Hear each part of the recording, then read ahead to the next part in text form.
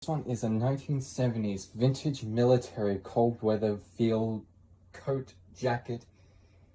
And I have been trying to get one of these since 2019. Now, I know these since way back. I was just never interested until now, 2019. So when I got around in collecting and obsessed with World War and antiques and such and so on, like I mentioned in the other video, these guys are extremely hard and rare to get here in Australia, especially on eBay, other websites. I finally got one, and it took a while. Actually, this is one of the few, and I think the first and only things I ever got in terms of World War antiques from made in US. This jacket I've seen mostly in one of my favorite video games, what I've seen in films and so on, and this coat is mostly known as the 56 jacket type. I'm not sure, but I can't remember what type it is. This one was much more harder to get because of terms of the how much they are. Like, they can go up to bloody $300 just to get a regular size or medium size, and sometimes it can be still overpriced for a small size. I got this by chance, by the way, so yeah. And I got it for a reasonable price, just like the British one. This one was about $80. It's going to be used fan-made film based on this game, because it's one of the characters use it, and I think it's the right time period. I'm not so sure. This one was made in 1970s, and I'm pretty sure that one's set in 1940s/50s. I'm not so sure. The time's a bit off, but that's also part of the game. And anyway, moving on from the game, there's the main jacket here. You know, it was hard for me to get the size as well, because I always get a small and I always get a large. There's too big. Sorry. This is not a jacket that you can get easily. I mean, not now. Back then, it probably would be a lot easier to get, but now it's almost impossible. And look, depends on where you are. Here in Australia, most things I collect or try to get are absolutely difficult. Now, I do have a jacket that is actually quite similar to this, but it's modern and it's not a military jacket or anything. It is a brown countryside jacket that actually is very old school looking, but brand new, and plus was hard to figure out where it came from. I might do a video on that later.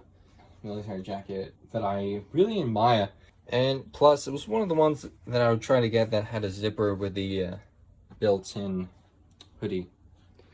Now, what's interesting, before I get into the features and stuff like that, I just mentioned first things was that I wore this to make sure I always wore these to quickly make sure what these feel like and make sure if it fits and all this kind of stuff. Yeah, will wreck anything, you know, whatever the case is.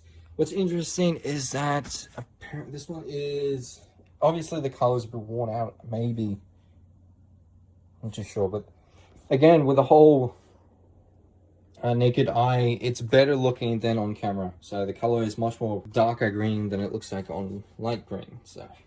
So what's interesting before I get into the features, again, like it has a little bit of paint splodges and filth and a bit of rips and tears. Some of it is actually done on purpose to get rid of certain features that when you get like a surplus item, they were usually, most jackets or something to do with the military would take off stamps or take off patches and stuff like that for various reasons.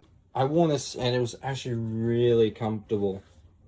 And features contains pockets, closure, zip, fabric tied, canvas, logo, zipper, cotton, season, winter, and all that kind of stuff. And it's from 1970s.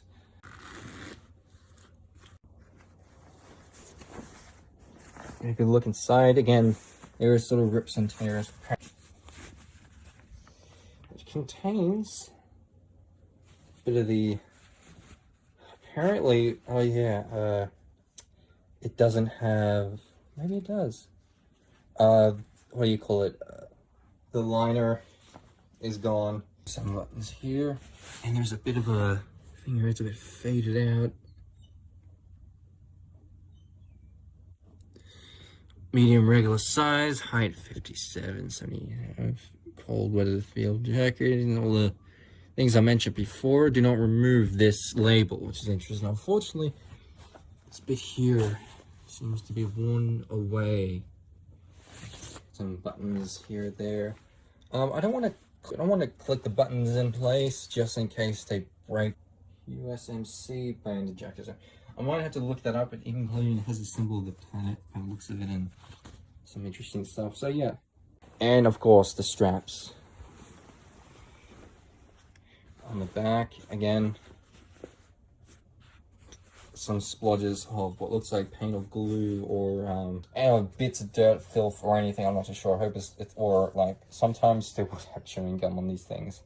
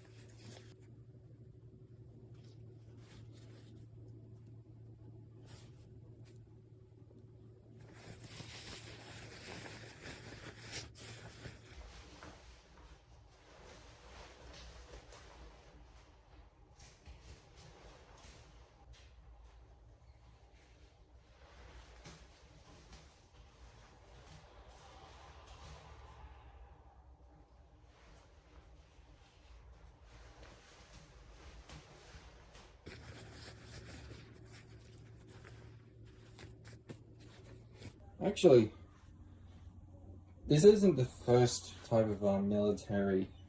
What do I think of this coat? Well, I love this coat. In fact, I think this is one of the best military coats. I always wanted to get a coat that had the zip line on the neck collar where you have a hoodie. And this is one of the best coats I ever got, and going to be a part of my collection. And frankly, the words cannot describe how much I adore this coat. When I was wearing it, and well, even though the video that you've seen is a bit dark and hard to see maybe, but yeah, and during 2018, it was one of my first ever, it was during the era of getting a World War II gas mask. See the bag there, the back, yeah, that's the one that wasn't featured in my video, and it's the Mark V gas mask. And it wasn't just, I didn't just get the gas mask, I also got, I think, a week later before I got the gas mask, I got a British, it was hard to figure out what year it came from, where you can find photos of it, but it was a British Army Royal England. It was a long coat, and it was olive green. It was extremely heavy, a humongous blanket, but when you're holding it, but when you wear it, it's light as a feather. I might do another video on that as well, you know. And yeah, maybe another time. And just move the coat over the side. Before I end the video, I'm just going to show you another thing that is also I ever had. I actually do have a military bag that is actually US, which is cool. It's from the 1940s. I've shown it before in a video, but anyway, I was right about this. This is not a US/military non-British thing I ever got, or Australian. This is also a US camo army cargo bag. Yep. Again, this all this material is rock hard, so be careful with that. There is a faded stamp here. If I take a photo and probably will contrast it, I might get something out of it. I don't know. So, yeah, there's the handle. Here's the straps that you place them in, you hook them up. On the other side, here is the fun part. There is a little bit of splodge paint here and there, or whatever it is, and there's something yummy here. I don't know if that's paint or that's chewing gum. I have no idea. There's a bit of something there as well. Here's some interesting marking here and there. I don't know what that is. I wish I knew what it was, what it means. Someone can tell me in the comments if they like. Yeah, it's a nice bag. It's not something that you would bring with you at all times, but something for a collectible and something to have is very nice. But the thing is, I don't know, I can't find any history of what you would put in there. Food, weapons, bullets, whatever the case is. I have no idea what you would put in there. You know, in fact, there's a little bit of stitching there as well. That's interesting. Don't know if that's from damage or something. I don't know. That's recent or during the time. Hope you liked this video. And remember, I'll see you in the future. See ya.